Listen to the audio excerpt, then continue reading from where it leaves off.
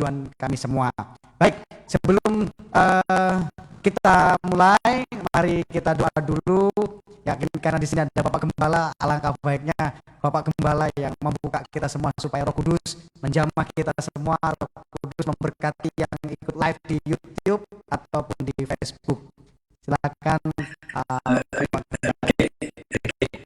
Ya, mari kita berdoa. Bapak yang baik, terima kasih kalau pada saat ini kembali kami bisa berkumpul melalui Zoom. Dan kami percaya di mana kami dengan rekan-rekan kami berada atau hadirin kami, bahkan kehadiran kami ini, kami percaya bahwa pertemuan ini akan memberkati kami, memberikan inspirasi dan memberikan dorongan bagi kami semua. Dalam nama Tuhan Yesus, berkati kami semua di tempat ini dan kami siap untuk menerima sesuatu yang baru daripada-Mu. Dalam nama Tuhan Yesus. Amin. Amin. Terima kasih Pastor Richard. Nah, teman-teman, Pastor Teddy akan memberikan pengertian buat kita semua bagaimana kita mengerti dan mengikuti rencana Tuhan. Dan Pastor Teddy adalah teman satu sekolah dengan saya ketika waktu SMA ya, di SMA Katolik Hikmah Mandala, dan kami semua dulu hidupnya tidak seperti sekarang. Ya, Pastor Teddy tahu saya tahu Pastor Teddy, dan karena rencana Tuhan yang ajaib kami bisa bersama-sama melayani Tuhan. Kami nggak nyangka kalau Pastor Teddy bisa melayani Tuhan, karena yang sekolah teologi saya dulu. Setelah itu saya dengar berita Pastor Teddy tiba-tiba melayani Tuhan. Wah, semua sangat anugerah yang luar biasa. Dan hari ini kita mau mendengar kesaksian dan pemaparan tentang ikut rencana Tuhan. Dan saya percaya apa yang disampaikan oleh Pastor Teddy bisa memberkati kita semua. Silakan Pastor Teddy, Tuhan memberkati. Oke, thank you untuk kesempatannya Bro Pastor. Terima kasih bahwa kalau aku diberi kesempatan di sini dipercayakan untuk menyampaikan, tapi aku di sini lebih kepada penyampaian ini lebih daripada kesaksian hidup yang aku alami bersama dengan Tuhan. Jadi aku mengucap syukur aku bisa berbagi, kiranya apa yang nanti aku saksikan itu bisa memberkati kita semua di tempat ini. Ya, oke. Untuk membuka biar lebih oke, kita buka ayat ya. Kejadian 1 ayat yang ke-28 ya.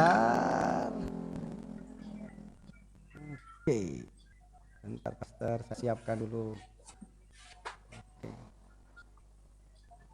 Oke, Kejadian 1 ayat 28. Di sini tertulis bahwa Allah memberkati mereka, lalu Allah berfirman kepada mereka, beranak cuculah dan bertambah banyak, penuhilah bumi dan taklukkanlah itu, berkuasalah atas ikan-ikan di laut dan burung-burung di udara dan atas segala binatang yang merayap di bumi. Jadi di sini ada satu hal yang saya pesan Tuhan untuk saya waktu itu, saya tangkap benar pesan ini ketika saya sudah bertobat, bahwa Tuhan itu memberkati kita. Yaitu kan, Tuhan memberkati kehidupan saya. Dikatakan di sini lalu Allah berfirman pada mereka, beranak cuculah. Kalau kita lihat dalam versi King James, di situ dikatakan be fruitful. Jadi kalau kita bicara be fruitful, artinya ada satu potensi yang Tuhan taruh di hidup kita. Wah, ini satu hal yang luar biasa yang harus kita sadari dulu nih, bahwa ada satu potensi yang luar biasa di dalam kehidupan kita, di mana Tuhan memberkati kita dengan potensi yang luar biasa. Jadi kita sebagai anak-anak muda khususnya, ya, itu harus sadar, ya. Untuk kita semua di sini benar-benar harus menyadari bahwa kita punya potensi yang luar biasa dari Tuhan. Gitu. Jadi kalau kita baca di ayat yang selanjutnya di Yeremia 1 ayat 5, kita baca ayat-ayat dulu ya. Yeremia 1 ayat 5. Di situ dikatakan, sebelum aku membentuk engkau dalam rahim ibumu, aku telah mengenal engkau. Wah, Tuhan mengenal kita gitu kan. Bahkan sebelum Tuhan membentuk di dalam rahim ibu kita, Tuhan mengenal kita. Wah, itu satu hal yang bagi saya luar biasa ketika saya pertama kali saya membaca ayat ini ayat begitu bagi saya begitu luar biasa, bahwa Tuhan mengenal, gitu. Tuhan mengenal kita, gitu. Dan sebelum engkau keluar dari kandungan, aku telah menguduskan engkau. Aku telah menetapkan engkau menjadi nabi bagi bangsa-bangsa. Kita sudah dikuduskan oleh Tuhan. Kita ini orang-orang yang dipilih. Oh, ini satu hal yang luar biasa ya. Bahwa Tuhan itu mengenal. Mengenal Tuhan ini bukan sekedar lewat, benar-benar mengenal kita. Ya. Benar-benar mengenal kita. Nah, kalau kita lihat di ayat lanjutnya, kalau di ayat selanjutnya, di situ ada keraguan dalam diri Yeremia.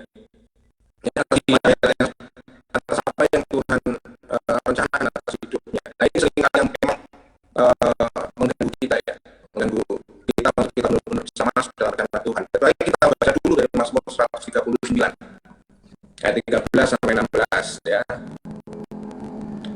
Sebab engkaulah yang membentuk buah pinggangku, menenun aku dalam kandungan ibuku. Aku bersyukur kepadamu oleh karena kejadianku dahsyat dan ajaib.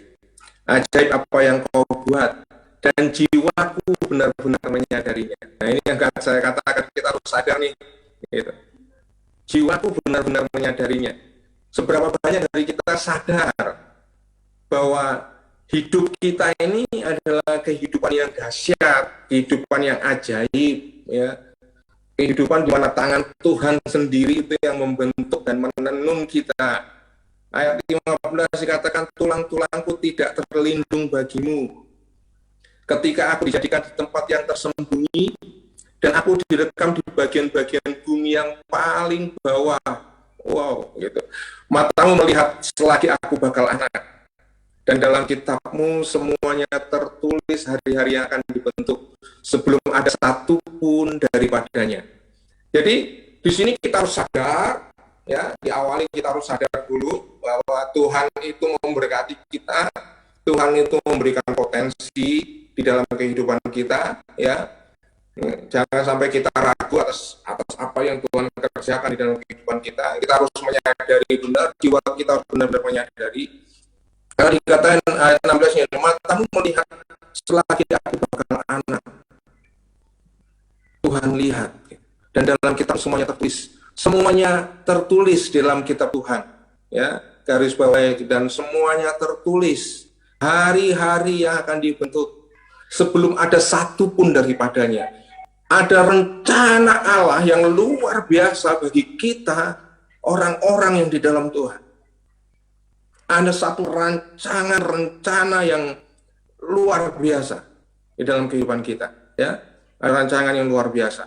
Nah, kalau kita baca dari Kejadian 37, ya, Kejadian 37 itu mulai ayat yang pertama. Ini kan berkisah tentang Yusuf, ya, Kejadian 37 ayat 6. Ya. Jadi di situ diceritakan tentang Yusuf, rancangan Tuhan atas hidup Yusuf, di mana Yusuf itu dapatkan mimpi dari Tuhan tentang bagaimana masa depan dia, rencana Tuhan di dalam kehidupannya. Tetapi gini, saya harap saudara, kita semua, sobat-sobat semua membuka ayat itu, ya, saudara bisa baca di situ, di mana Yusuf ini adalah orang yang dikasihi oleh bapaknya, ya, tapi dibenci oleh saudara-saudaranya. Nah, ini dia, ya kan? Dibenci oleh saudara-saudaranya. Sudah dia itu sangat disayangi oleh saudara-saudara, tahu bahwa Yusuf ini sangat istimewa di mata bapaknya. Setelah itu, Yusuf itu di sisi lain dia suka lapor tentang kejelekan saudara-saudaranya, ya kan? Nah, Yusuf tentunya menyadari bahwa dirinya ini lebih dikasihi daripada saudara-saudara yang lain. Yusuf ini tentunya menyadari bahwa saudara-saudaranya itu menolak dia. Tentunya membenci Yusuf itu, tentunya Yusuf sadar dong tentang hal itu. Nah, pada saat dia bermimpi, dia langsung sampaikan itu ke saudara-saudaranya. Nah, di ayat 6 dikatakan ini, karena katanya kepada mereka, coba dengarkan mimpi yang kumimpikan ini. Jadi dari apa yang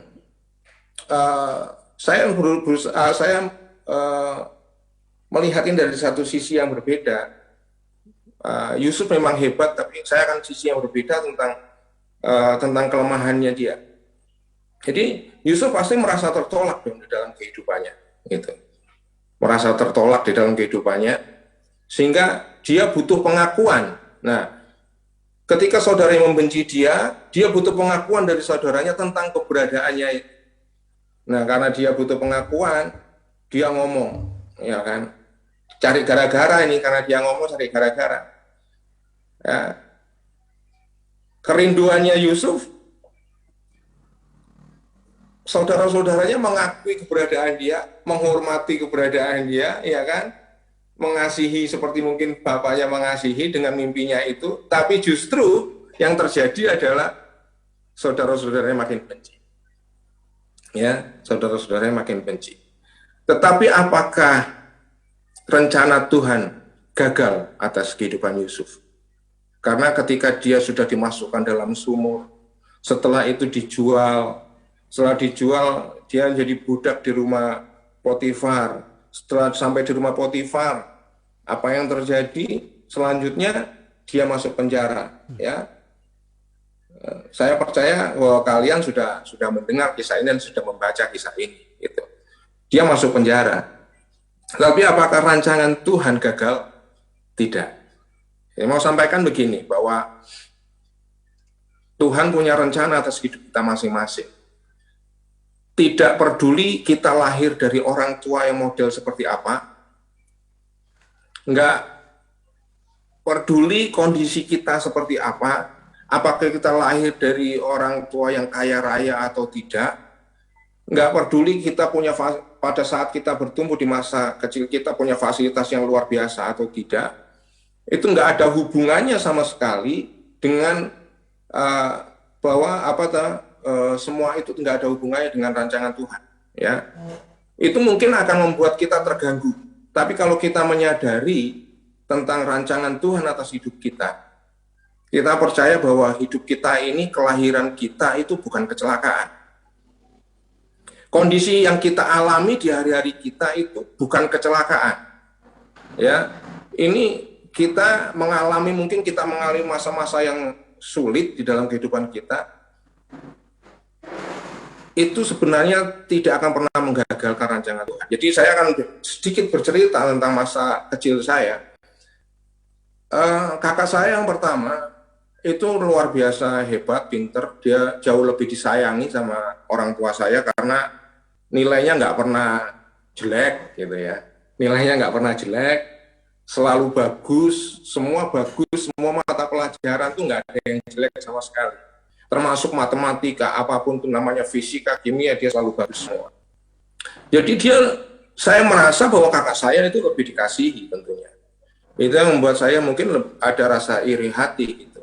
Dan kakak saya dikuliahin gitu kan, dia mendapatkan gelar S1-nya, dia bisa sekolah, bahkan penyetaraan seperti PGSD dan lain sebagainya. Bahkan kuliah, dalam waktu kuliahnya pun, dia yang harusnya selesai 5 tahun, dia selesaikan 4 tahun. Jadi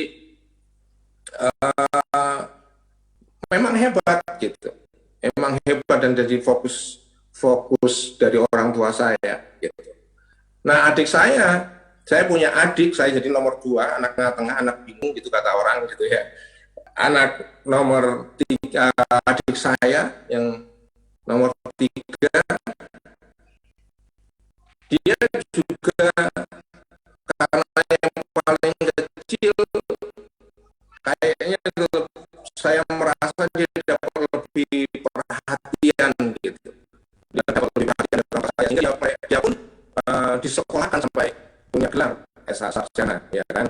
Jadi saya hanya dijanjikan gitu. Jadi ada satu hal di dalam kehidupan saya merasa saya ada rasa terluka karena kalau saya itu melawan kakak saya dianggap kurang ajar, tapi kalau saya sedang bertengkar dengan adik saya, dikatakan bahwa saya ini kakaknya yang harus mengasihi adiknya. Jadi hal-hal itu membuat saya terluka. Di sisi lain juga saya melihat perhatian yang berbeda. Mereka akhirnya semakin bertumbuh besar, saya melihat mereka bisa sarjana, adik saya bisa sarjana, saya enggak. Jadi hal-hal yang seperti itu membuat saya terluka, dan saya hidup saya makin kacau gitu. Saya seperti nggak punya pengharapan, saya mau melangkah bagaimana, saya mau mendapatkan pekerjaan yang seperti apa, dan lain sebagainya. Jadi itu membuat saya hidup tanpa harapan. Sebenarnya nggak ada harapan, karena saya nggak pernah belajar untuk merenungkan firman Tuhan. Jadi kalau saya berada di depan orang-orang yang sudah merenungkan firman Tuhan, bergaul dengan Tuhan, itu saya merasa ikut sukacita. Kenapa? Karena bagi saya mereka yang bergaul dengan Tuhan, mereka punya pengharapan di dalam kehidupannya. Apapun keadaannya yang sedang dialami sekarang, pasti punya pengharapan. Gitu. Ya. Jadi saya hopeless, saya nggak punya pengharapan sama sekali dalam kehidupan saya. Gitu rasanya. Hancurlah hidup ini gitu. Makanya hidup saya nggak karu-karuan gitu kan, nakal gitu. Mungkin Pastor Krendo ya kan, mungkin melihat saya mungkin lebih diem dari dia gitu. Mungkin Profesor Krendo lebih diem gitu kelihatannya gitu kan. Saya lebih diem tapi juga sebenarnya menghanyutkan gitu. Saya lebih menghanyutkan gitu. Saya kelihatan manis di rumah, sepertinya nggak ada gejolak apa-apa di rumah, tapi sebenarnya tingkah saya itu ya cukup, kalau ketahuan itu cukup memalukan bagi orang tua saya.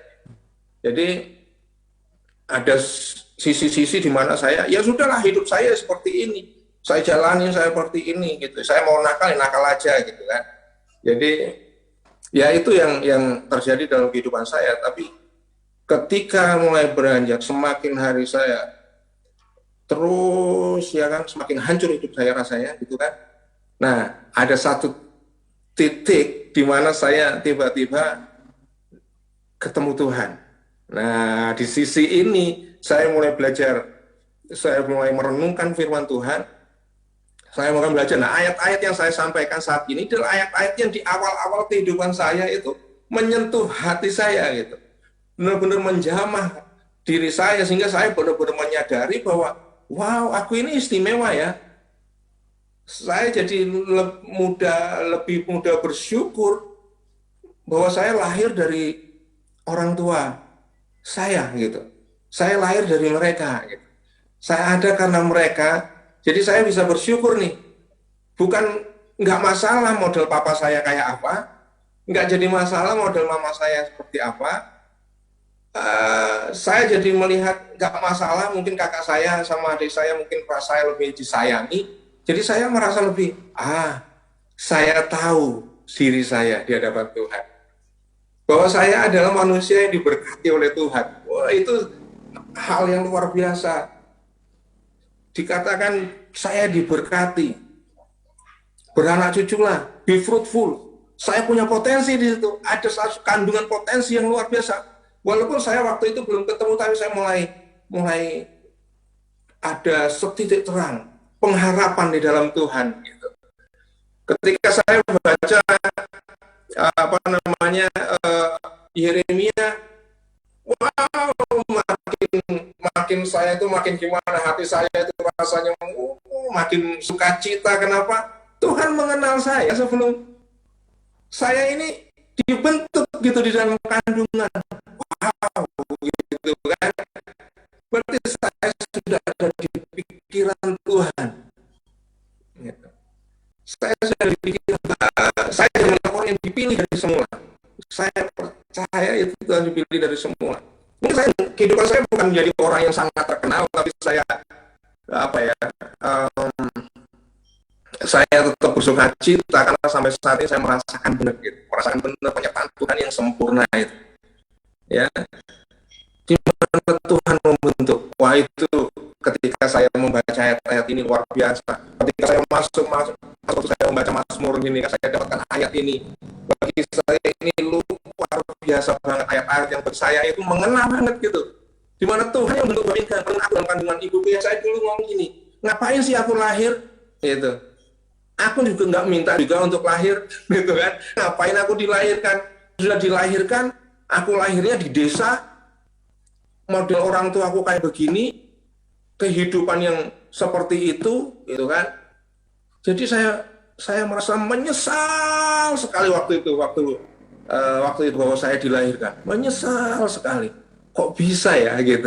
Saya lahir, kenapa saya harus lahir? Tapi mengalami kehidupan yang kayak begini, gitu.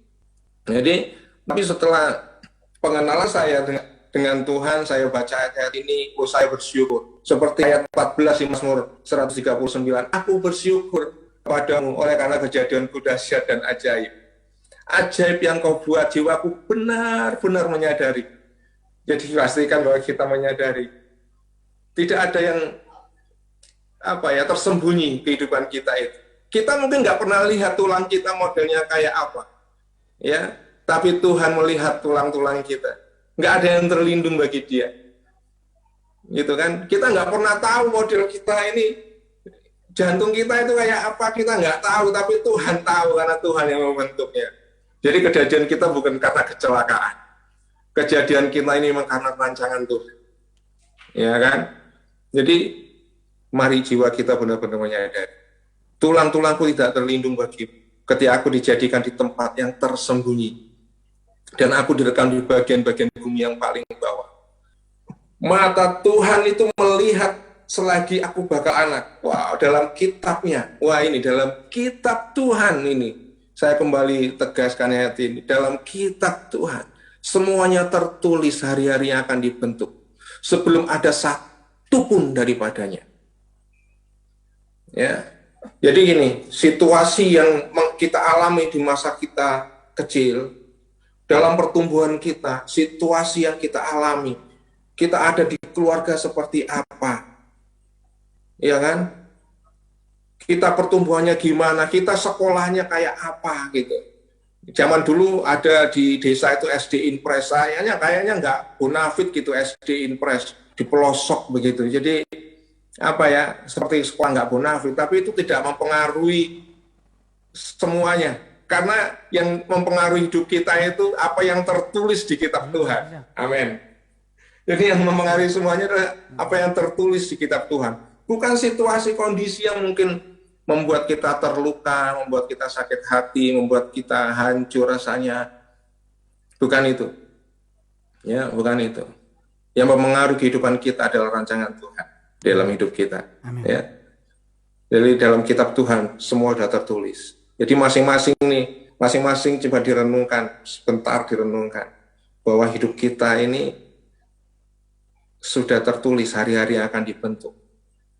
Tuhan membentuk kita sesuai dengan potensi kita.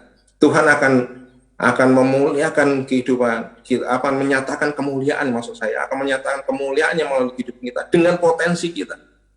Ya. Saya ketika dulu saya mendengar Profesor Rendo, ya kan, Profesor Rendo ketika saya mendengar dari kawan yang lain, waduh, Rendo sudah itu sekolah teologi ya, saya gitu, saya sedikit shock luar biasa ya, gitu kan. Tapi itu waktu saya mendengar itu tidak mengubah kehidupan saya, Profesor. Waktu itu belum mengubah kehidupan saya. Saya cuman terkagum saja bahwa ada satu kawan saya gitu sudah masuk sekolah teologi gitu. Dan saya setelah itu saya mendengar Profesor diutus ke Malaysia gitu kan, dengan cerita-cerita yang datang lewat telinga saya, wah luar biasa pelayanannya. Tapi saat itu belum mengubah kehidupan saya. Ya, ada waktu Tuhan ketika saya dijamah oleh Tuhan dan saya mulai masuk di dalam pelayanan gitu. Jadi bagi saya itu anugerah yang sangat luar biasa. Ya. Roma 4 ayat 2. Kita buka ya, Roma 4 ayat 2.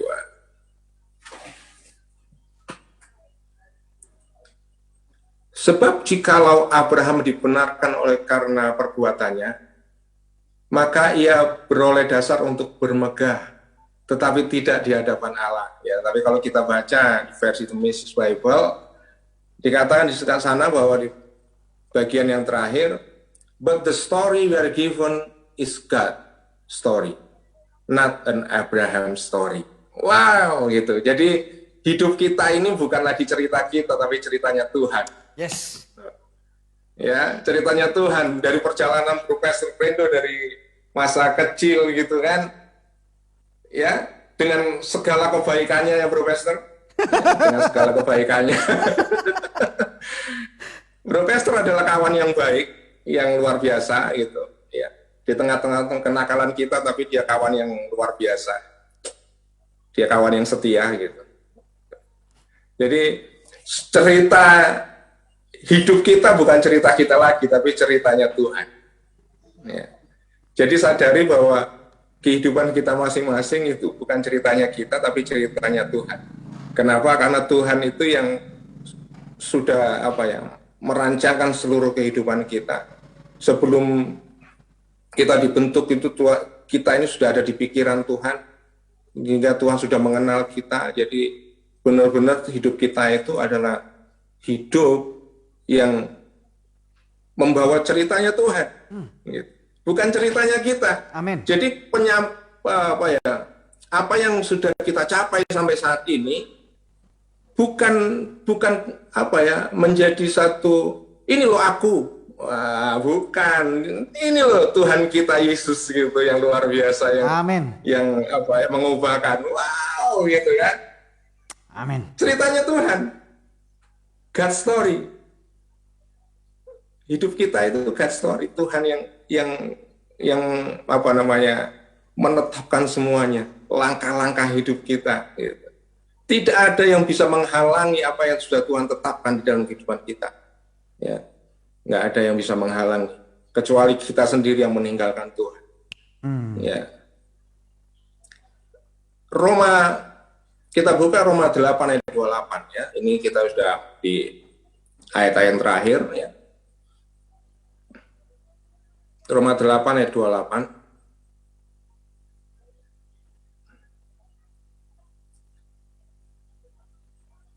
Bahwa di sini dikatakan bahwa Allah itu, kalau kita membaca di ITB, bahwa Allah itu turut bekerja dalam segala sesuatu untuk mendatangkan kebaikan ya, bagi kita, bagi orang yang mengasihi Dia. Saya tertarik dari The Message Bible. That's why we can be so sure that every detail in our life of love for God is worked into something good.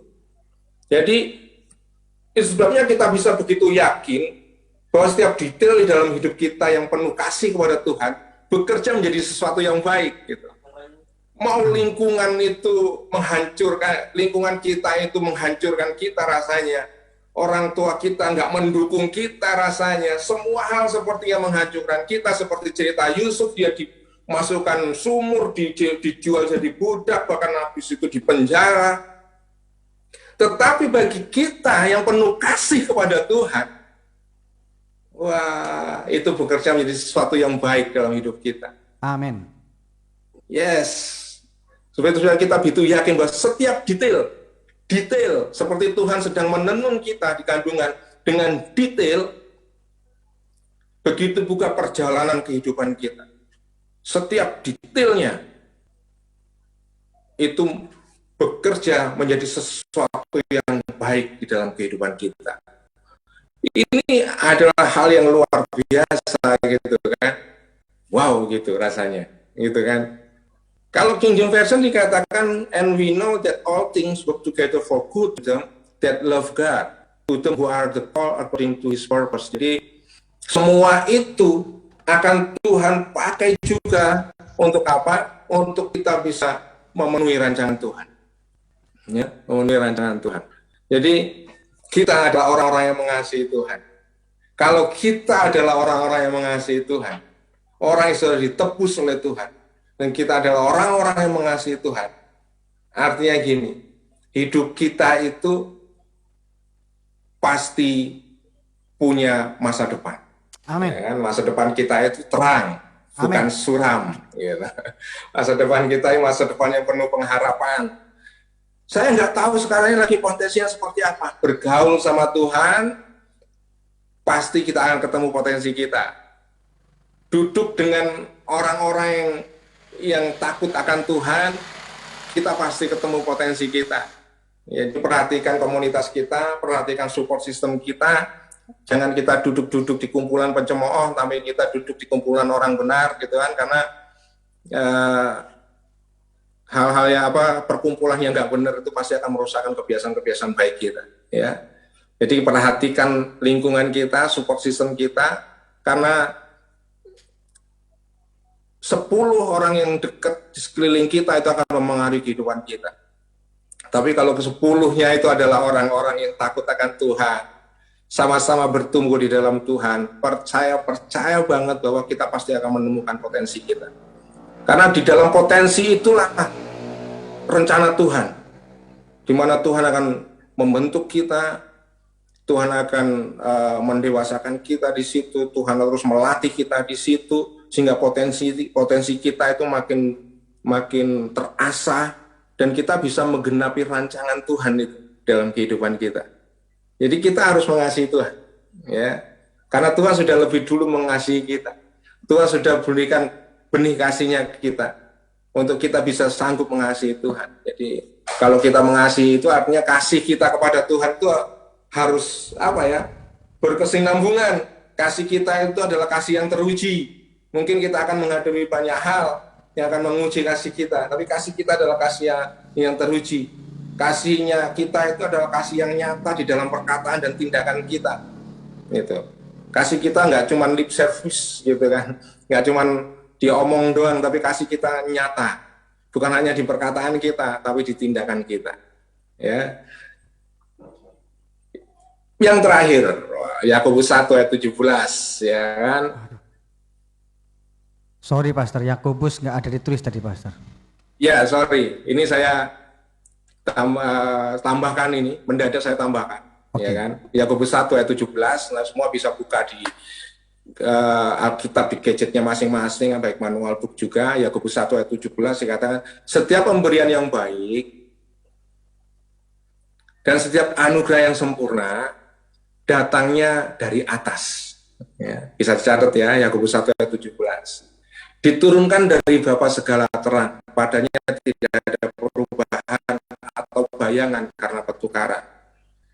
Jadi kita yang sudah ditebus oleh Tuhan, kita adalah anak orang-orang yang sudah mengasihi Tuhan. Kita percaya bahwa kita sudah terima pemberian yang baik, kita sudah terima anugerah yang sempurna yang datangnya dari Bapa segala terang. Jadi masa depan itu sesuatu yang pasti di dalam Tuhan. Biarlah rancangan Tuhan tergenapi di dalam kehidupan kita masing-masing. Karena Tuhan turut bekerja dalam segala sesuatu. Segala sesuatu bekerja bersama-sama dengan Tuhan. Ya kan? Apapun kondisi kita, apapun keadaan kita saat ini, tidak akan pernah mempengaruhi masa depan kita. Ya, tidak akan pernah mempengaruhi masa depan kita. Karena hanya rancangan Tuhan saja yang pasti terjadi di dalam kehidupan kita. Begitu saja, Pastor. Penyampaian singkat, kesaksian yang mungkin singkat, ya kan? Kiranya semua bisa memberkati setiap kita yang ada di tempat ini. Amin. Thank you. Amin. Thank you, Pastor Teddy udah memaparkan. Sebentar, kenapa kayak ada feedback? Oke. Sangat memberkati kita semua yang ada di Ngabang khususnya, dan saya percaya ini mungkin teman-teman ada yang mau tanya ini teman-teman ya, sambil tunggu yang tanya nanti langsung interupsi saja teman-teman yang dari Ngabang, juga boleh dari kalau tanyanya teologis nanti saya larikan ke Bro Pastor Printo. Oh enggak. Ini bukan pelajaran, bukan kelas teologi ya. Ini bukan kelas teologi ya. Ini adalah kelas kehidupan. Lebih penting kelas kehidupan ya. Lebih penting kelas kehidupan. Jadi yuk teman-teman semua, siapa yang mau tanya langsung interupsi saja. Sambil tunggu Pastor Teddy ini memang waktu di sekolah kelihatannya dia pendiam. Kelihatannya loh ya. dan kami saling kenal Kalau saya mungkin bisa dikatakan mainnya kasar, kalau Pastor Teddy mainnya halus. Ya. Dan kemarin kami sempat Halus itu Bang. ya, siapa ini mau berbicara? Silakan. Ada yang mau tanya? Silakan. Salam kenal, Bro Grindo. Ya. Siapa ini yang berbicara ini? Sebentar. Salam kenal. Ya. Ya. Bapak siapa ini yang berbicara ini? Atau Bro siapa yang berbicara ini? Bro Ray. Ya, Oke, Bro Ray. Di Banyuwangi ya, Bro Ray ya? iya betul. Oke, ya. Terima kasih udah ikut gabung. Salam kenal ya Bang. Oke, siap. Siap. Ini mungkin teman-teman yang di Ngabang ini memang mereka semua masih paling dewasa, umurnya 25 ya. Ko Alyong umur berapa Ko Alyong? Oh, 22. Yang paling tua 22 tahun. Jadi mungkin agak Semua masih muda kan? ya, semua masih muda. Kalau umurnya Iya. Pastornya juga Di bawah muda banget. 100 masih muda kok. Oke, siap Pastor Ray. Oke, Bambang Ferdinand Safiuddin. Dia angkat tangan. Silakan mau tanya? Pastor selalu salah sebut nama. Saifuddin bukan Oh, Safiuddin. Saifuddin. Ya, mana? Tunjukkan pesona. Kenapa nggak kelihatan ini? Saya mau tanya Pastor. Sebentar. Oke, bentar. Pastor Teddy pastilah tahu ini siapa dia. Tahu dari wajahnya. Silakan, Bambang, tanya kepada Pastor Teddy. Saya mau tanya ini Pastor.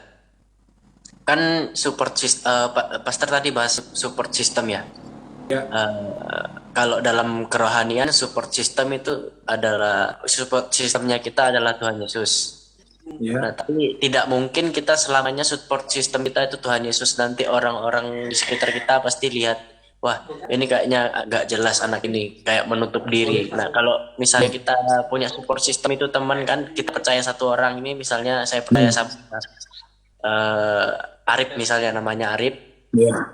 Nah tapi si Arif ini nggak menganggap saya percaya dia gitu, kayak ya sebagai teman biasa aja, dia tidak menyemangatkan saya atau cuman sekedar berteman aja, tapi nggak, ya itulah, nggak support apa. Nah Ya. itu gimana caranya biar kita bisa percaya seseorang bahwa dia bisa memegang rahasia atau memberi kita support gitu, Pastor. Ya. Mana cara lihat orangnya itu, Pastor? Oke, saya akan jawab sesuai dengan apa yang saya alami ya. Jadi kalau kita bicara support system, itu cara kita mencari support system itu seperti cara kita mencari pasangan hidup. Ya, pertama penduduknya sama. Oke, iman dipastikan sama, ya kan? Sama, gitu. Berjalan di dalam pertumbuhan rohani bersama-sama. Ajarannya sama kan? Jadi jelas dia adalah orang yang dimuridkan bersama-sama dengan kita, ya kan? Kalau kita pilih sahabat itu, karena kan support system itu bicara ada sahabat, orang tua kita juga bisa menjadi support system kita, ya kan? Jadi kita perlu mentor sebagai support system kita. Ada kakak rohani, ya kan, yang menjadi support system kita.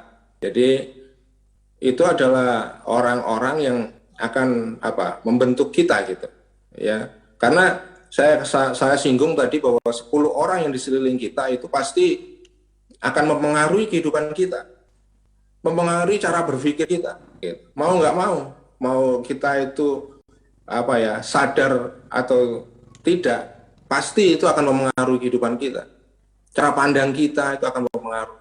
Jadi kalau bicara support system, ya seperti itu tadi. Pastikan bahwa dia adalah orang-orang yang benar-benar takut akan Tuhan. Kita punya sahabat, kita tahu bagaimana dia dia takut akan Tuhan, bagaimana kehidupan rohaninya, bagaimana dia dimuridkan, kita tahu jelas. Kita tahu jelas. Jadi ya, mentor sangat perlu, gitu. Sebagai bapak rohani sangat perlu, gitu. Itu sangat perlu, ada kakak rohani, itu memang kita perlukan di situ. Justru dari support system ini, yang saya alami, karena lingkungan juga, support system juga, di sini ada bapak gembala saya, yang bapak rohani saya, yang juga mentor saya. Jadi justru dari support system ini, saya menemukan rancangan Tuhan itu atas hidup saya. Gitu. Saya menemukan justru di situ. Mungkin kalau Tuhan bisa pakai siapa saja untuk apa ya, orang-orang di sekeliling kita, maksud saya, Tuhan akan bisa pakai untuk apa ya, membawa kita itu masuk dalam rancangannya. Jadi perhatikan benar-benar siapa orang-orang di sekeliling kita, support system kita. Kawan harus banyak, sahabat di dalam Tuhan itu berbeda, gitu ya. Standarnya beda. Gitu. Kita bisa berkawan dengan siapa saja, tapi sahabat harus ada di dalam Tuhan. Itu saja mungkin. Ya, Pastor, makasih jelas. Maaf saya telat masuk tadi habis wushu. Oh, oke. Oke. Sudah sebentar. Oke, sudah terjawab ya, Bambang. Ini namanya Bambang, ini harus diganti di kakak nanti ini. Bentar, Pastor, Pastor Teddy. Ya. Ini kan Bapak Rohani, saya tidak punya Bapak Rohani, gimana itu, Pastor? Tapi punya Bapak yang takut akan Tuhan. Gak takut Benar ya, ya? Pastor? Gak takut ya, Pastor? Ini perjalanan waktu kita pasti akan menemukan ya. Perjalanan waktu kita pasti akan menemukan. Selama kita bersama dengan Tuhan, kita pasti akan dipertemukan. Orang-orang yang akan mendukung kita akan pasti akan ditemukan. Yes. Gitu. Yes. Ya. Jadi seringkali kita berpikir bagaimana ya. Harus mencari kemana dan lain sebagainya. Bersama dengan Tuhan. Gitu kan. Tunduk kepada Tuhan, gitu kan. Mau dimuridkan, mau ditanam gitu, pasti kita pasti akan ketemu. Pasti. Ya, pasti akan ketemu. Itu butuh kerendahan hati juga sih. Ya. Rupanya dia nggak nganggap saya bapak rohaninya. Kan kalau Bapak Rohani itu ada beberapa hal yang kita cerita tentang keluarga kita gitu, Pastor. Jadi saya belum bisa menganggap Pastor Bapak Rohani. Oke. Oke. Ya. I understand. Understand. Yes. Ya, oke, itu saja sudah terjawab. Oke, thank you buat Bambang yang sebenarnya namanya Theophilus. Ya. Oke, ada yang mau tanya lagi teman-teman? Pastor, Silvi mau tanya. Oke, Selvi, sebentar Silviani ya? Silviana, Pastor, ini ganti nama saya. Mana kamu tadi? Bentar, kamu kemana ini? Kamu hilang ini. Kira nama orang benar digonta-ganti, nama orang salah dibenerin. Oke, sebentar Silvi. Saya akan Oke, silakan Silvi tanya kepada Pastor Teddy. Pastor, saya mau nanya, gimana cara kita mengetahui rancangan Tuhan dan apakah rancangan Tuhan itu bisa berubah nantinya? Kalau rancangan Tuhan nggak berubah, saya percaya nggak berubah. Ya, Tuhan sudah merancangkan dari semula. Jadi kita baca tadi di kitab Mazmur kan ya, bahwa semuanya sudah tertulis di kitab Tuhan. Mazmur 139 tadi, ya, semua sudah tertulis. Hari-hari yang akan dibentuk sebelum ada satu pun daripadanya. Jadi dari A sampai Z, Tuhan sudah tetapkan semuanya.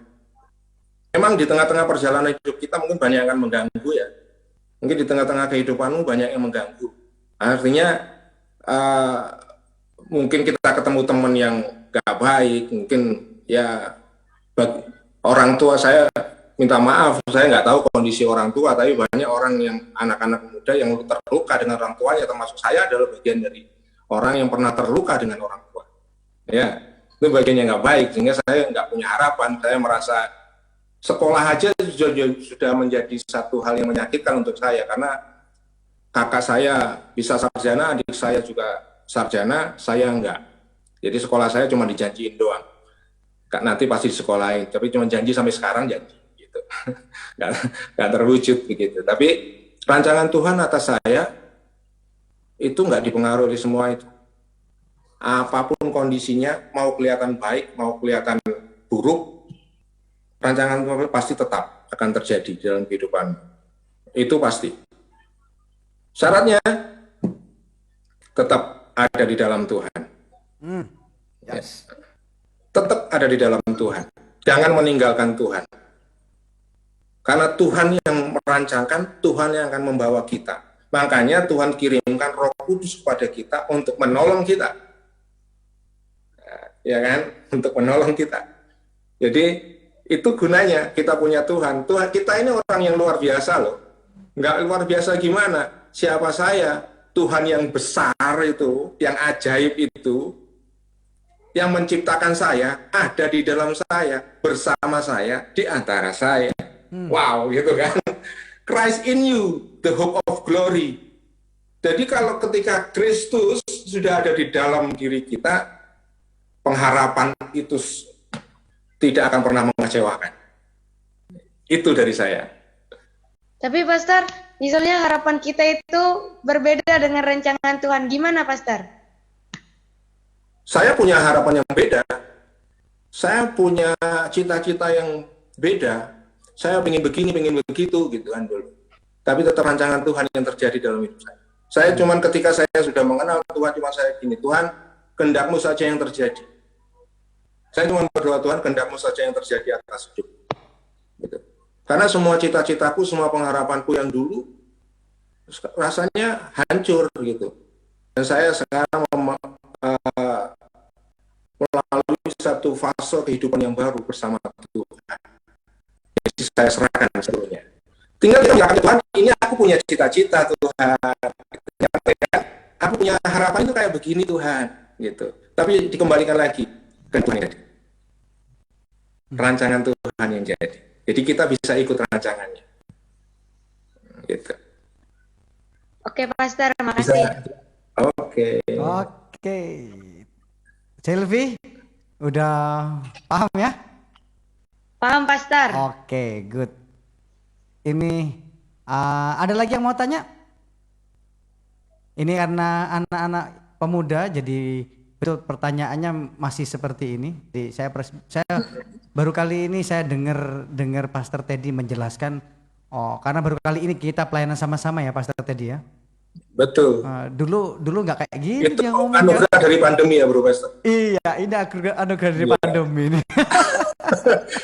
Bagi anak Tuhan itu nggak ada jalan buntu, betul ya, saya. Amin. Dulu kita ada rencanakan. Berarti perlu lebih sering nih ya. Oke, siap. Nah ini saya tadi ada planning, tadi Pastor Teddy ada singgung sedikit tentang bagaimana dia ada pelayanan pendampingan dewasa muda, di mana akan membimbing anak-anak menentukan pasangan hidup, karena pasangan hidup itu sangat berarti dan sangat menentukan keberhasilan kekristenan kita. Betul Pastor Teddy ya? Iya. Nah, nanti kita akan ada waktu, kita akan share lagi Pastor. Ini bukan tutup pembicaraan ya. Sambil tunggu mungkin ada yang mau tanya nih. Nah, jadi kadang-kadang apa yang disampaikan itu kadang-kadang agak radikal dan orang nggak masuk pikiran. Seperti saya juga ini, kalau orang jodoh di tangan Hansip kan, kalau saya jodoh di tangan Bapak, saya di tangan Bapak Gembala. Tapi karena Bapak Gembala yang tentukan, saya sangat bahagia karena saya punya pasangan yang sangat luar biasa hari ini. Ya, oke. Kita nggak ngomong tentang pasangan hari ini, kita tentang ngomong tentang rancangan hidup. Oke. Eva, kamu boleh langsung buka kamera dan kamu langsung boleh tanya kepada Pastor Teddy. Oke, Pastor Teddy, ini ada Eva, pemudi kami yang baru mulai diubahkan oleh Tuhan. Silakan. Wow, dahsyat. Halo Pastor. Shalom. Pastor, saya mau tanya. Itu mukamu kenapa Ya. setengah saja muncul? Nggak apa-apa, kamu nggak usah malu. Dia memang Ntar suka, aku mau sembunyi juga. dia memang kalau dia cerita, kalau menyentuh hati dia langsung nangis, Pastor. Nah, jadi oke, silakan. Melo banget dia. Apakah keputusan Allah dapat berubah? Mengapa gitu? Melihat sikap Allah terhadap orang Niniwe bisa berubah setelah melihat mereka bertobat. Padahal rencana awalnya ingin menghukum mereka. Dah. Rancangan Tuhan itu untuk manusia adalah keselamatan. Yes. Kalau kita mengalami satu hal karena perbuatan jahat, itu sebenarnya konsekuensi. Ya, kalau saya nyebrang nggak lihat-lihat, langsung nyebrang aja, ditabrak, konsekuensi. Itu kan bukan hukuman, konsekuensinya, ya kan? Konsekuensinya. Jadi kalau kita hidup dalam dosa, konsekuensinya apa? Gitu. Kalau kita melanggar firman Tuhan, konsekuensinya apa? Gitu.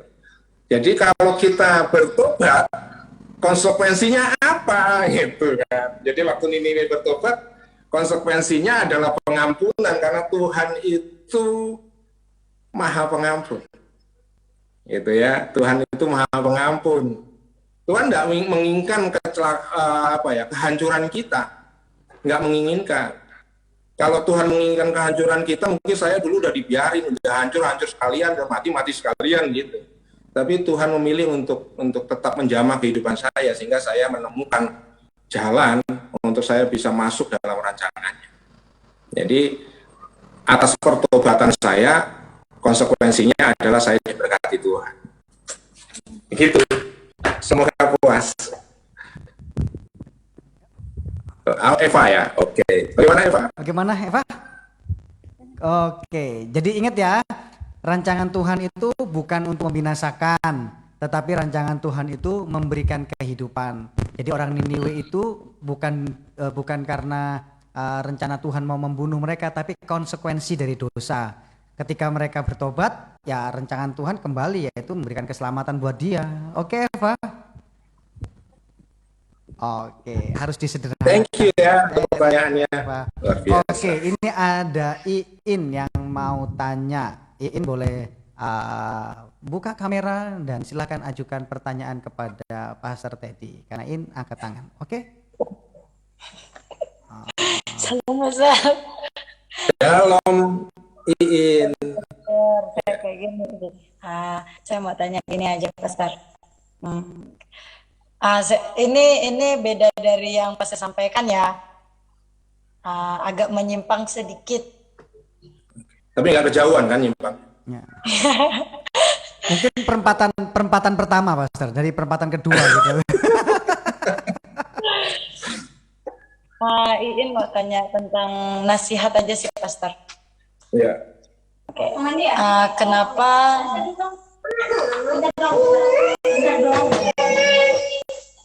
Oke, yang lain suruh diem dulu itu. Oke. Gini ya, kenapa nasihat itu susah diterima? Terus kenapa juga nasihat itu kalau kita bisa dengar? Ibu Pastor. Enggak dengar. Itu siapa aja? Oke, suruh diam dulu. Ini Pastor yang dekat saya. Oke, Silvi. Inilah kalau pelayanan anak muda gini nih, Pastor ya. Kalau orang dewasa langsung tenang, Pastor. Oke. Saya harus naik ke atas nih, Pastor. Sorry, Pastor. Oke. Gak apa-apa ya, Pastor Teddy, kita agak makan lewat waktu sedikit, gak apa-apa. Seperti yang saya bilang, kadang-kadang pertanyaannya panjang, anak-anak itu, Pastor. Biasalah Pastor, mereka memang suka nanya kok. Oke. Bilang ya, Pastor. Kenapa? Ini kan kalau pemuda-pemudi di gereja sini kan lebih sering dapat nasihat tuh, Pastor.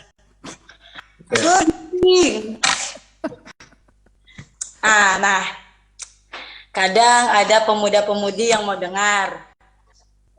Terus, ini dengar nih, semuanya dengar nih ya, dengar. Tapi ada yang melakukan, terus ada juga yang tidak melakukan gitu. Karena semua nasihatnya benar, Pastor, benar, sangat benar. Dan kenapa hatinya membangkang, Pastor, nggak terima, sakit hati, kecewa, capek, marah, kesal, coba ada Pastor. Jadi yang nggak terima ini dia tetap berada dalam tracknya aja, bukan tracknya Tuhan ya. Tetap ikut yang dia mau gitu. Jadi kesimpulan dari semuanya, gimana caranya kalau apa sih yang membuat kita tuh bisa terima gitu supaya nggak sakit hati, Peter. Ya, ini posisimu sebagai penasehat ya? Posisi saya sebagai orang yang tersangka, Pastor. Sebagai orang yang dinasehati atau sebagai orang yang menasehati? Orang yang dinasehatin, Pastor. Jadi saya tersangka. Iya. Berarti pertanyaannya dari sisi kamu ya? Siap. Ya. Memang kalau kita mau masuk di dalam rancangan Tuhan, butuh kerendahan hati. Orang itu kalau masih kurang bisa mendengar nasihat, itu masih ada pembohongan sebenarnya dalam dirinya. Bisa jadi karena ketidakpercayaan juga. Kalau nggak dengar Ya. nasihat itu kesombongan. Gitu aja gitu kan, nggak percaya gitu. Namanya nggak percaya pasti nggak dikerjain. Kalau kita percaya pasti dikerjain gitu. Nah, hal yang lain yang sebenarnya harus kita kerjakan adalah kita hari-hari harus terus merenungkan firman Tuhan. Ya, hari-hari kita setiap hari renungkanlah firman itu siang dan malam, ya kan? Jadi hari-hari kita harus merenungkan firman, sehingga kalau kita terima nasihat, kita tahu bahwa nasihat itu adalah nasihat yang sesuai dengan kebenaran firman Tuhan atau tidak. Ya, jadi kalau kita terima itu sesuai dengan kebenaran firman Tuhan, kalau itu bukan untuk menjerumuskan kita semakin jauh dari Tuhan, tapi membawa kita semakin dekat dengan Tuhan, kenapa tidak? Memang dibutuhkan kerendahan hati. Begitu. Mungkin kurang puas atau bagaimana? Nggak apa-apa, sampaikan saja. Ini Sampaikan Pastor, saja. apa ya? Jawaban Pastor itu puas ya. Untuk saya puas. Cuman semua yang akan tadi ada Pastor bilang kan, karena yang ada yang nggak percaya gitu kan, kalau yang disampaikan nasihatnya kita nggak percaya gitu kan. Tapi nasihatnya itu benar, Pastor. Kita tuh iya loh, benar loh. Tapi hati ini berat gitu, Pastor, berat gitu. Ya. Sangat berat. Aku bisa tahu kok itu. Perasaannya itu tahu.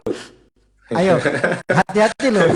Karena tidak pernah mengalami begitu kan ya. Mengalami. Dia ini adalah konseling pernikahan loh. Dia konseling dalam hal teman hidup menuju ke rumah tangga. Ini serius nih. Ini serius. Ini sesinya panjang ini. Iya. Dia udah tangkap apa yang kamu bicarakan loh. Hati-hati loh ya. Silakan Pastor. Bisa ngomong 2-3 menit. Terserah Pastor, silakan. Iya. Kalau ini arahnya ke situ, wah ini serius karena itu akan menentukan ke depannya. Ya kan, sangat menentukan. Jadi kita harus rendah hati, duduk tenang di kaki Tuhan, dengar suara Tuhan. Pribadi aja. Iya. Ya, nanti kalau hal seperti ini mungkin ya emang sifatnya harus lebih close mungkin ya. Ya. Oke, dia nggak boleh terbuka. Oke, kalau mau nomor WA-nya boleh saya kasih nanti. Boleh konseling dengan Pastor Teddy gratis. Betul ya Bapak Gembala ya? Boleh konseling dengan gratis ya Bapak Gembala, Pastor Richard, untuk Pastor Teddy konseling untuk anak-anak saya. Oke, puji Tuhan ya. Oke, ini ada yang mau tanya lagi? Oke. Makasih Pastor. Oke. Jadi Pastor Teddy mempunyai talenta di sana. Jadi ketika Iin berbicara, saya lihat mimik Pastor Teddy udah nangkep ini Pastor, mic-nya kemati, mic-nya Pastor Kredo. Ya, waktu Iin menyampaikan sesuatu, ketika Indra menyampaikan sesuatu tadi, saya sudah tangkep mimiknya Pastor Teddy. Oh, ini ke sana karena memang vibrasinya, kalau anak sekarang itu frekuensinya ke sana, dan Pastor Teddy udah senyum-senyum. Ya Pastor, oke, thank you. Mungkin nanti dia mau konseling secara pribadi dengan Pastor Teddy. Mungkin dia pikir yang di sini ngajarnya berbeda dari Pastor Teddy. Dan dia pikir apa yang saya sampaikan nggak sama. Mungkin perlu peneguhan. Memang kadang-kadang anak muda perlu peneguhan dan itu tidak salah Pastor Teddy ya. Karena kalau satu orang. Ya, saya yang dari jauh hanya bisa menyampaikan satu tambahan informasi. Ya. Selebihnya harus tetap tunduk di bawah otoritas yang ada. Iya, otoritas maksudnya Bapak Gembala gitu Pak Pastor tadi ya? Iya betul. Oke, siap. Oke, karena Pastor Teddy juga tahu saya dapat jodoh juga karena Gembala, tunduk otoritas Gembala Pastor Teddy ya? Betul. Oke, mungkin Pastor saya Teddy pun begitu. Kan Pastor Teddy pun itu tadi waktu saya ngomong masalah ini, Pastor Richard senyum-senyum. Wah, saya pikir ini pasti ada connect yang antara Pastor Teddy. Ya ini saya bisa bersaksi kepada kita semua, mungkin ada yang dari Banyuwangi juga, bahwa ketika Gembala berbicara yes dan Gembala tidak berbicara no, itu hati-hati ya untuk yang teman-teman yang dari Banyuwangi ya, karena saya sudah rasakan ketika Gembala ngomong no, waduh masalahnya sangat kacau. Tapi ketika Gembala ngomong yes, kok jalannya gampang, lempeng, kata orang Jawa itu lempeng gitu loh ya. Walaupun ya memang ada tikungan-tikungan sedikit seperti Valentino Rossi membuat keindahan dalam pertandingan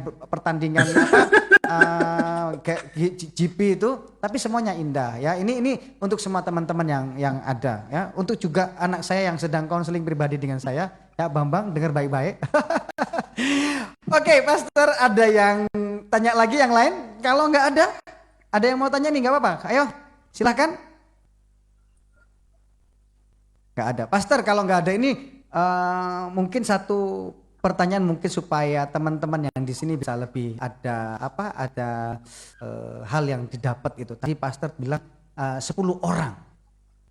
Tadi saya pikir 10 orang ini mungkin bukan hanya sekedar lip sync untuk jumlah seseorang, tapi ini saya tangkap saya.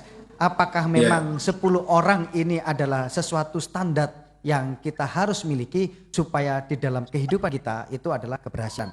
Tadi ada disinggung tiga orang, 3 karakter, mungkin 3 karakter atau 3 pribadi yang Pastor Teddy sampaikan adalah bahwa untuk menentukan keberhasilan hidup dan mempunyai support system yang baik, ya kan?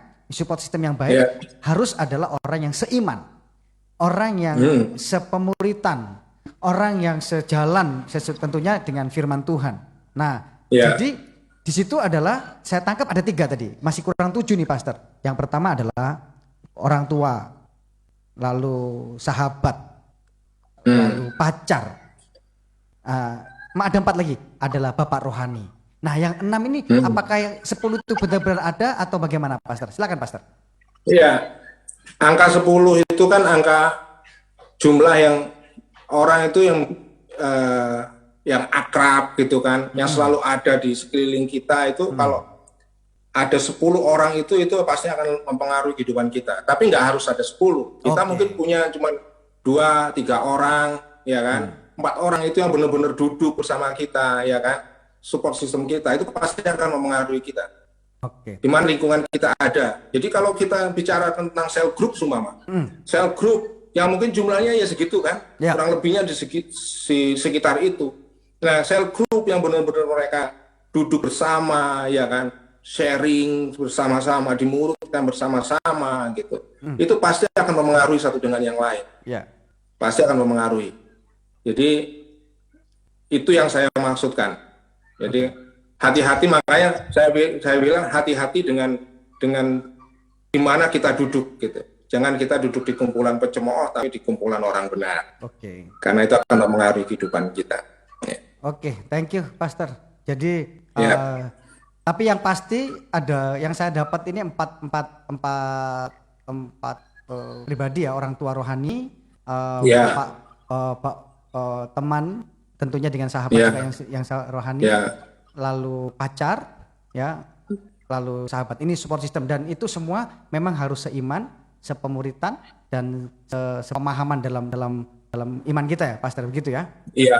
Oke. Betul. Berarti yang saya dapat 4 pribadi ini benar-benar menjadikan kita berhasil karena memang betul-betul support dalam kehidupan kita ya, Pastor ya. Ya, betul. Oke. Karena ya Silakan. Karena apa, Pastor? Ya karena kalau kita bersama dengan orang-orang yang takut akan Tuhan, bersama-sama dimurkan, otomatis kan kita akan maju bersama-sama dengan mereka. Gitu. Oke.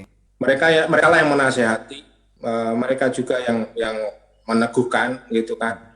Mungkin mereka juga menegur, gitu. Jadi disitulah letaknya kita saling menasehati, saling menegur, saling menguatkan.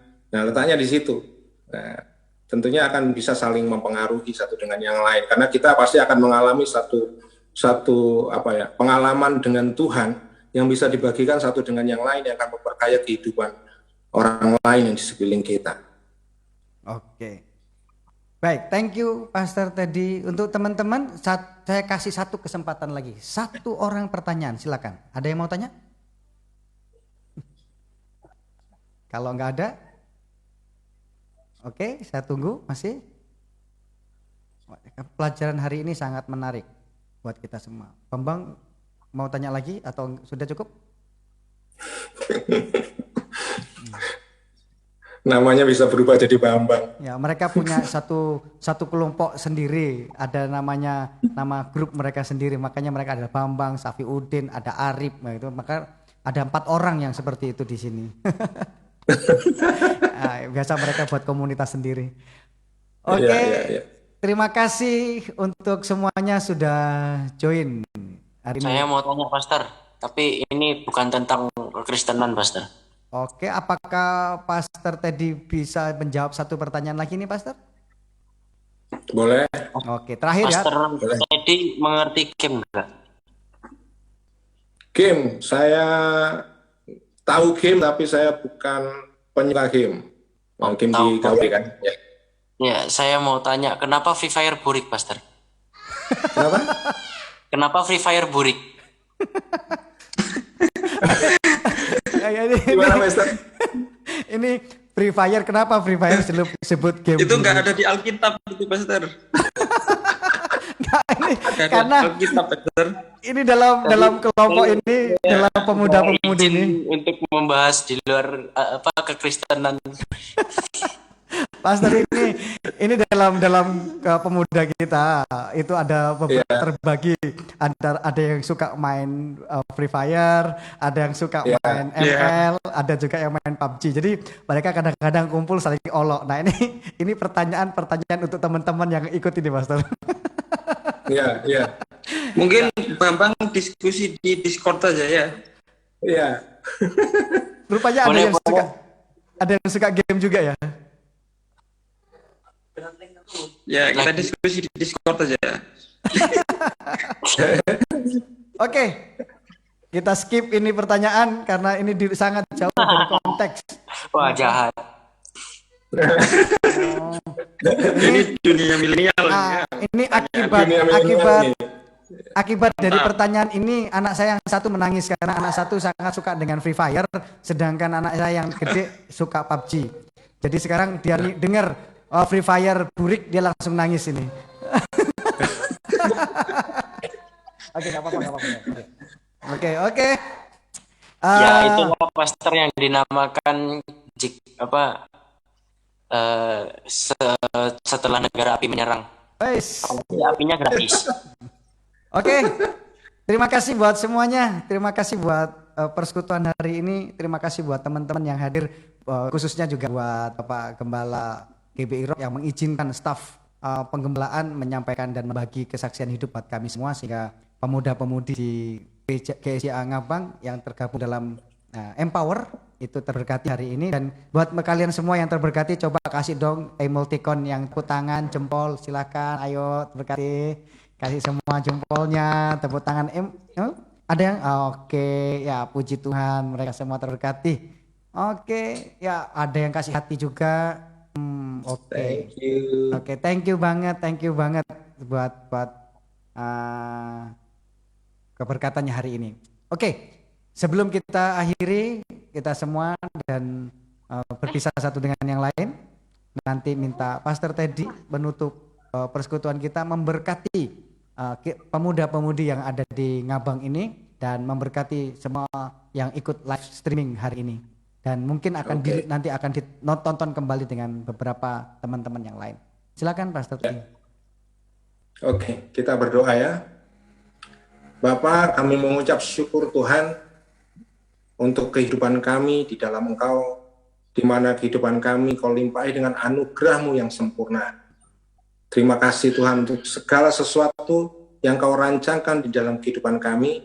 Biarlah kami Tuhan dapat hidup seturut kehendak-Mu, masuk di dalam rancangan-Mu, menggenapinya di dalam kehidupan kami Tuhan. Kami percaya bahwa dengan kuasa-Mu, apapun yang Kau rancangkan tidak akan bertangguh Tuhan. Semuanya akan terlaksana oleh karena kuasa-Mu. Amin. Makasih Tuhan, terimalah berkat yang baik, pemberian yang baik yang dari Tuhan, satu anugerah yang sempurna yang datangnya dari Bapa segala terang. Terima itu di dalam nama Tuhan Yesus. Di dalam nama Tuhan Yesus segala kutuk dipatahkan. Amin. Berkat Tuhan dicurahkan. Amin. Di dalam nama Tuhan Yesus. Amin. Terimalah berkat ini dari sekarang sampai selama-lamanya. Masa depan yang penuh pengharapan ada di dalam nama Yesus. Amin. Terima di dalam nama Tuhan Yesus. Haleluya. Amin. Amin. Amin. Pastor kah foto kah? Ini foto. Ya, ayo kita foto semua. Silakan nyalakan kameranya. Wah. Kamera kakak bagus. Enggak bagus. Bentar, Ayo bentar. foto. Ya. Saya rapiin rambut dulu ya.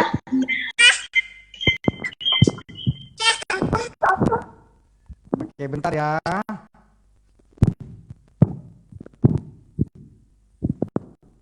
Oke. Sudah semua? Aliong, Bulaka, Bambang, coba buka semua. Oke, Ulfa, ada juga Ulfa. Thank you Ulfa udah join. Ayah, Lili Fardo. Rizka boleh buka kameranya. Saya tunggu sekali lagi. Oh, ada Ita juga. Selamat malam Ita. Oke, Rizka enggak? Oke. Selesai foto Pastor, baru manggil-manggil satu-satu. Lama. Oke, ini belum dibuka semua kameranya. Saya hitung sampai 3 kali. Kalau nggak kebuka, tetap saya akan foto saja. Oke, 1, 2, 3. Oke, terima kasih semuanya. Tuhan Yesus berkati. Lagi, oke. Ini orang sini suka foto semua, Pastor. Minta maaf, Pastor ya. Nih. Oke, sekali lagi. Oke, sekali